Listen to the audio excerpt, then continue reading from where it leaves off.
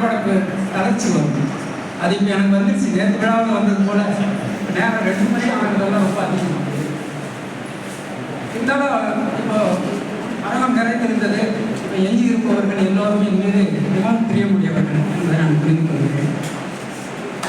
இளமையில் ரொம்ப நம்ம கிராமங்களில் இளமையில் போனால் அவ்வளோ ஜெயஜெயன்னு இருக்கும். எல்லாம் தெரிஞ்சவங்களா இருந்தாங்க. என் ஊருக்கு போனால் என் ஊரில் எனக்கு தெரிஞ்சவங்க யாருமே இருக்காங்க.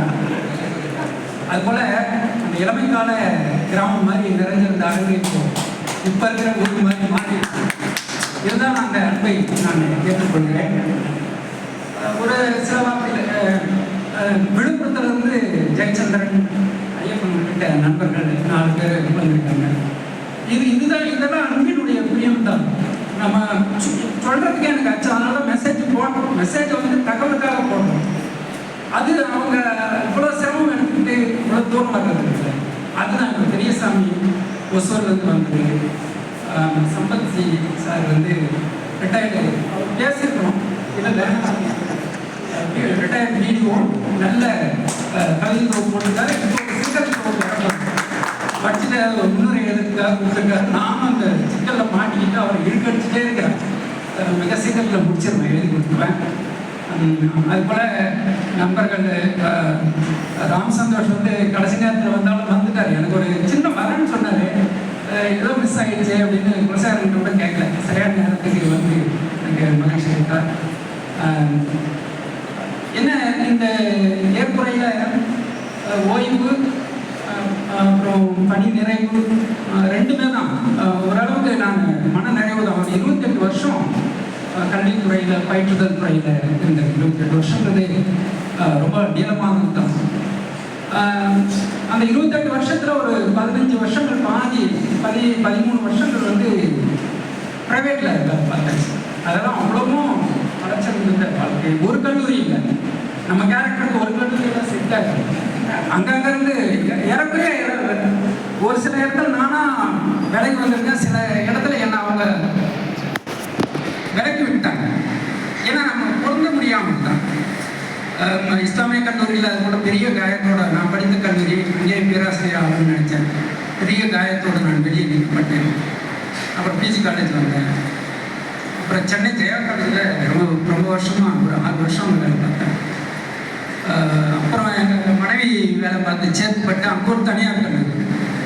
அங்கே போய் குறைஞ்ச சம்பளம். பிஹெச்டி முடித்த பிறகு வெறும் 6000 ரூபாய்க்கு வேலை செய்யறது. வெறும் 6000 ரூபாய்க்கு அதெல்லாம் நடந்தது. அதெல்லாம் நான் சகிச்சுக்கிட்டோம் லைஃப்பில். எப்படின்னா ஒரு 15 வருஷத்துக்கு முன்னாடி. இப்போ நல்லா கைக்கறியே சம்பளம் அது வேற. அதனால் அந்த அலைச்சல் அதை பார்க்கும்போது நிஜமாக கொஞ்சம் ஓய்வு தேவைதான் அப்படின்னு தான் எனக்கு தோணுது. அன்றைக்கி விழாவில் கூட சொன்னேன்.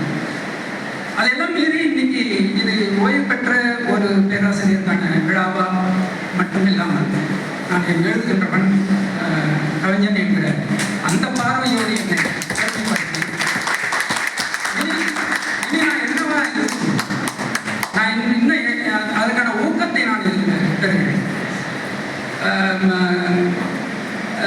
கடைசியாக நாவல் எழுதுவதை பற்றி சொன்னாங்க. அது எனக்கு உண்மையில எனக்கு ஒரு பெரிய கனவு இருக்கு. என்னுடைய வாழ்க்கையை ஒரு நாவலாக எழுதணும். அது குலசேகரன் வந்திருக்காரு. அவர் ஒரு நாவலை எழுதிட்டார் எங்கள் பகுதியை பற்றி. அதில் விடுபட்டதையெல்லாம் நான் இன்னும் அவர் சொல்லாத விட்டதெல்லாம் நான் எழுதிருந்தேன். ஏன்னா அவர் பேரில் ஒரு நாவலை படிக்க நான் பேரில் ஒரு நாவல் நான் எழுதிக்கிட்டே இருக்கேன். அதெல்லாம் எழுதினாவே ஒரு பெரிய நாவல் கொண்டு வரும். அந்த வேலையை செய்வேன். அன்புக்குரிய நண்பர் 2 சீனிவாசன் சேலத்தில் சீனியர் ரொம்ப பிரியமான 2 சீனிவாசன். அது பெயர் பொருத்தமாக என்னன்னு தெரியல, அவ்வளோ பிரியமானவர். இந்த சீனியர் எந்த புத்தகம் வந்தாலும் நண்பர்களுக்கு அதை தெரியப்படுத்தி வேறு நண்பர்களை தொடர்புபடுத்தி அவர்களோடான உறவை பலப்படுத்துவதை சேலம் செய்து வந்து எனக்கு ரொம்ப பிரியமானவர். அவர் கணித பேராசிரியர் சீனிவாசன். அவர் புத்தகங்களாக வந்து வாங்கிட்டு வந்து கொடுத்துட்டே இருப்பார். படிக்க தான் என்னால் முடியாது. அன்பளிப்பாக செஞ்சுக்கிட்டே இருப்பார். எங்கே போனாலும் புத்தகம் வாங்கினா 2 அந்த மாதிரி அர்த்தமே இல்லாத பிரியம், அன்பு. இதுக்கெல்லாம் கைமாறு என்ன? இவங்கெல்லாம் இருக்கணும்னு நான் நினைச்சேன். சீனிவாசன் பெரியசாமி மேட்ரு பார்த்த உடனே நான் வந்துடுவேன் அப்படின்னு. அதே போல் என்னுடைய மச்சான் நீலகண்டன் வந்திருக்கான். அவனும் முக்கியமான கவிஞர், ரொம்ப அமைதியாக தான் இருக்கான். அவியம்னு ஒரு தொகுப்பு வந்திருக்கு, முயல் போல் வாழ்ந்தாமன்னு ஒரு தொகுப்பு வந்திருக்கு. இப்போ யாராலுமே எழுதிட்டு இருக்கான். என்னுடைய இன்னொரு மாற்று, நான் என்னுடைய பலமாகவே நான் கவனிக்கிறேன். என்னுடைய ஸ்ட்ரென்த்தில் பாதி அவனால தான் நான் இந்த வளர்த்தோடு அவன் இருக்கிறான் அப்படிங்கிறது. அப்போல்லாம் இன்னும் பெயர் ஜெயச்சந்திரன் ஏற்கனவே சென்னை வாழ்க்கையெல்லாம் சொல்லிட்டாங்க. வழுதூர் ரெட்டியோட பிரிவு சாதாரண பிரிவு கிடையாது. அவர்கள் எல்லாம் வந்திருக்காங்க. ஒவ்வொருத்தரையும் நான் குறிப்பிட்டு பேச சங்கர் வந்திருக்காரு, மகிழ்ச்சியாக இருக்கு. மாணவ செல்வங்கள் எப்படி தேட்டியோட மாணவிகள் தான் கொஞ்சம் பேர் இருக்காங்க. மற்றவங்களுக்கெல்லாம் பசி அப்படியே கிளம்பிட்டு இருப்பாங்க. இருந்தாலும் முதல் ஆண்டு, 2ஆம் ஆண்டு, 3ஆம் ஆண்டு ஒரு 3 ஆண்டுகள் தொடர்ந்து அந்த வகுப்புக்கு ஆசிரியராக இருந்தேன். கடைசியாக என்ன சொல்லணும்னா, இந்த தமிழ் துறையில் வழக்கமாக அது ஒரு ஃபார்மாலிட்டிஸ் தான். விடை பெறுபவர்கள், பணி நிறைவு பெறுபவர்களுக்கு ஒரு விழா வைப்பது. ஆனால் அதை தமிழ்துறை தலைவர் வெங்கடேசன், முத்துப்பேர் ஆசிரியர் வெங்கடேசன் 2 பேரும் முடிவெடுத்து நடத்தலாம் என்ற போது மாரியப்பன் சார் தான் அதை ஏன் நம்ம ஒரு சின்ன கருத்தரங்கமாக நம்ம செஞ்சிருக்கூடாது என்று அதை விரிவுபடுத்தி அதை தட்டி ஆளாள்கிட்ட ஒப்படைச்சு அது எப்படி நடந்தாலும் பரவாயில்ல. என் நூல்கள் பெயர்களில் உச்சரிக்கப்பட்டது கூட ஒரு கல்லூரி தமிழ்துறையில் அது எல்லோரும் அதன் மூலமாக என்னை கௌரவப்படுத்தியிருக்கிறார்கள் என்று நினைக்கிறேன். மிகவும் மகிழ்கிறேன். இந்த விழாவுக்காக மாரியப்பன் மட்டும் இல்லாமல் கூட மதன், சத்யா 2 பேரும் பல்வேறு விதங்கள் வெவ்வேறு வேலைகளை செய்து கொண்டே இருந்தாங்க. திரும்ப கேட்டு செஞ்சுட்டு இருந்தாங்க. திலகவதி மேடம் சொன்னது போல இது உண்மையிலே தமிழ் துறையில் இது ஒரு எனக்கு நானும் 15 வருஷமா அங்கே இருக்கல, இந்த மாதிரி ஒரு நிறைவான விழா நிமிஷமாக நடந்துக்கிட்டு அப்படிங்கிறது எனக்கு பெருமை. அது நம்ம இதுக்கெல்லாம் முத்தாய்ப்பாக நம்முடைய முதல்வர் அதுக்கான பின்னாடி இருந்து ஊக்கப்படுத்தினார். தமிழ் துறையில் சுருங்கி போக வேண்டிய விழா இது. அவர் தான் இல்லை 10ல் நடத்துங்க எல்லாரும் வணக்கம். கல்யாணராமன் என்னுடைய விருப்பமான நண்பர். அவர் இப்போ அதுக்கு அங்கே இது போல சரியாக கேட்கலன்னோம்னா ஒரு 5 வீடியோ 5 நிமிஷத்துக்கு பேசி போட்டிருக்காரு. சார் நீங்கள் ஆடியோ போட்டிருக்காரு, நீங்கள் அதெல்லாம் போடணும் கேட்கணும் அவங்க அப்படின்னாரு. இல்லை நான் தமிழ் துறையில் தனியாக வச்சுக்கிறோம், எங்கள் மாணவர்களுக்கு தனியாக வச்சு நாங்கள் அதை போட்டுடுறோம் அப்படின்னு சொன்னேன். சரிங்க சார். கடைசி அந்த கவிதை புரியாமை பற்றி வந்தது. அது குறிப்பாக ஒரு கவிதை அதுக்கு அதை மாட்டி வச்சு, அந்த யாரும் இல்லாத ஏரிக்கரை என்ற கவிதையில் காலையில் முதல்வர் அறையில் கூட தன்ராஜ் பற்றி பேசும்போது சொன்னார், அந்த தலை கந்த புராணத்தில் வர ஒரு வித்து அப்படின்னாரு. எனக்கு அதில் தெளிவாக இருக்குது கவிதையில். ஒரு சின்னது அது படிமமாக மாறியது. ஓமையாக உருவாக்கமாக இருந்துச்சுன்னா எல்லாரும் புரிஞ்சிட்டு இருக்காங்க. படிமமாக இருக்கிறதுனால அது கம்மியாக ஆகலை அப்படின்றோம். ஆகாயத்தில் வெட்டுப்பட்ட ஆட்டுக்கடாவின் தலை உஷ்ணமாக இருக்கிறதுனா சூரியன் தான். எனக்கு சூரியன் வெட்டுப்பட்ட தலையாக இருக்கு.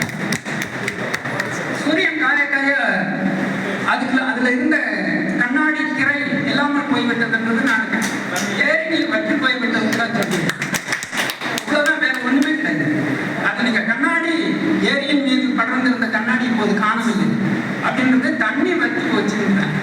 அவ்வளவுதான். அந்த ஒரு ஏரிக்கரையில் நான் தனியாக இருந்தேன். ஏரி வறண்டு இருக்கிறது.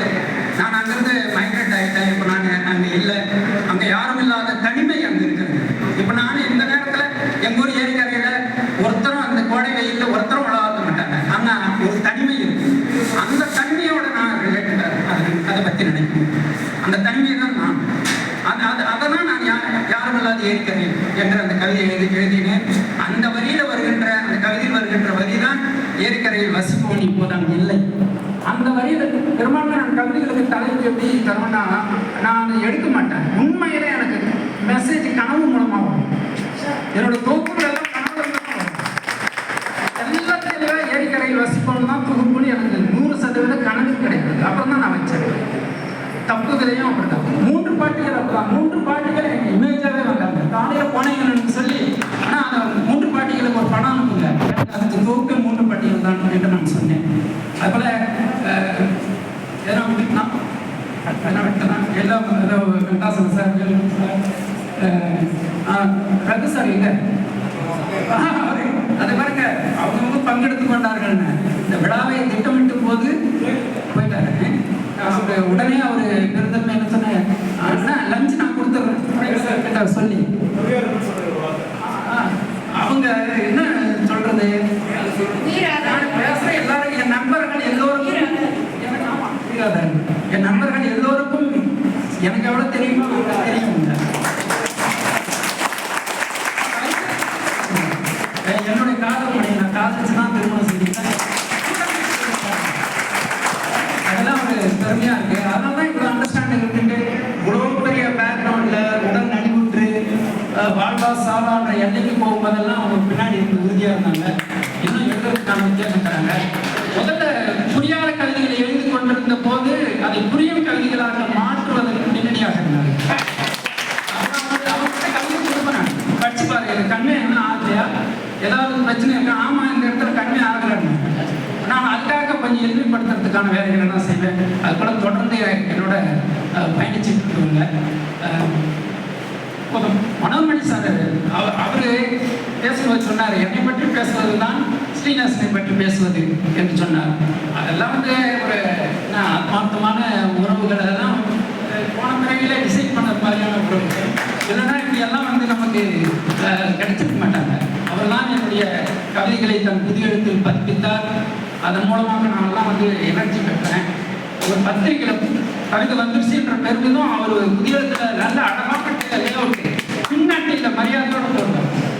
ஒரு கவிதை ஒரு இதழோட பின்னட்டியில் கவிதை வருவது என்பது அது மதிப்புக்குரிய வேலை. அதை அவர் என் கவிதையில் போட்டு அதை அந்த குஷிப்படுத்தினார். அப்புறம் முதல் நூலையும் அவரே வெளியிட்டார். இதெல்லாம் அதுக்கு பிறகு பல பதிப்பங்களில் நூல்கள் வந்திருந்தாலும் இந்த அயனநீதி தொகுப்பை இந்த மாதிரி விழா ஆரம்பிச்சிருக்காங்கன்னா ஆர்வி சார் வந்து அவரை அழைச்ச உடனே அவரே முன்னின்று நேசன் தேர்ந்தெடுத்த கவிதைகள் ஒரு 30 கவிதை ஒரு புத்தகமாக போட்டு மாணவர்களுக்கு தரலாம். அதனால எளிமையாக புரிகிற கண்மையாகிற மாதிரியான கவிதைகளை நீங்கள் தோற்று கொடுத்தீங்கன்னா நான் செஞ்சிருந்தேன். உடனே இளந்தமிழன் இல்லை, இளந்தமிழன் கிட்ட தான் நான் பொறுப்பை ஒப்படைச்சேன். உடனே இளந்தமிழன் அந்த 32 கவிதைகளை தேர்ந்தெடுத்து எனக்கு அமைச்சார். அதை சில மாற்றங்களை மட்டும் செய்து அந்த உடனே சாருக்கு அமைச்சேன். அழகான புத்தகம். நேற்று காலையில் 7 மணிக்கு வந்து நின்றுக்கிறார். அந்த இளம் வெயிலில் வேர்த்து ஒழுகுது அவருக்கு, உடல்நலம் சரியில்லாமல் இருந்தாலும் அவ்வளோ காலையில் வந்து அந்த அடிமை நாட்டாளர் பார்சலை எடுத்து வச்சுக்கிட்டு ஆசையாக எடுத்து புக்கை பார்த்துக்கிட்டு இருந்தார். புத்தகத்தை பார்த்த உடனே எனக்கு ஒரு அவ்வளோ மகிழ்ச்சியாக இருந்துச்சு. அவ்வளோ அழகான பிரிண்ட் உண்மையெல்லாம் நான் ரொம்ப மகிழ்ச்சியாக இருக்கேன் சார் அப்படின்னு சொன்னேன். இன்னும் நிறைய பேசலாம், எவ்வளோ இருக்கு. தனித்தனியாக பேசுறதுனா இன்னும் குஷி தான் பேசுறதுல. அதனால எல்லா பேராசிரியர்களும் சிவபிரியா மேடம் பேச எல்லாரும் இருக்காங்க, பின்னாடி சவிதா மேடம் இருக்குங்க, எல்லாருமே முரளி நன்றி பிஸியாக இருக்கார் முரளி. அதனால எல்லாருக்கும் என்னுடைய நன்றியை இந்த தருணத்தில் நான் தெரிவித்துக் கொள்கிறேன். வாய்ப்புக்கு இந்த பாராட்டு விழாவில் என்னை முன்னிறுத்தி இந்த விழாவை ஏற்பாடு செய்து நான் மகிழ்கிற வகையில், மனநிறைவு பெறுகிற வகையில், வாழ்க்கைக்கு இனி இருக்கிற வாழ்க்கைக்கு உத்வேகம் பெறுகிற வகையில் எனக்கு இந்த விழா நடந்திருக்கிறது. நான் அதை பணிவோடு உங்களுக்கு என் அன்பை சொல்லி நன்றி தெரிவித்துக் கொள்கிறேன். நன்றி, வணக்கம். நண்பர்கள் எல்லாம் லஞ்சுக்கு போயிருக்கேன். லஞ்ச் ஏற்பாடு வெளியிலிருந்து வந்திருக்கிறேன்.